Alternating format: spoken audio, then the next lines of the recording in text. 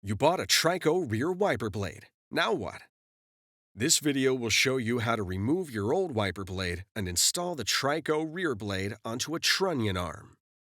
To remove your old blade, lift the wiper arm up as far as it will go and place your fingers between the underside of the arm and the center of the blade. Grab the top of the blade with your other hand and push the blade down until it disengages from the arm. Now that the old blade is removed, it's time to install your new blade. First, remove the plastic protector from the blade rubber. Then locate adapter H.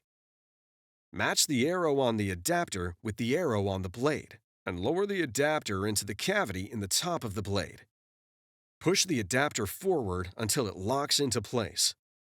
Remove the pre-attached adapter on H and discard it. Align the pins in the center of the blade with the grooves on the underside of the wiper arm and press them together. Before use, be sure the wiper blade is locked onto the wiper arm. It's that easy. Now you're ready for the road ahead.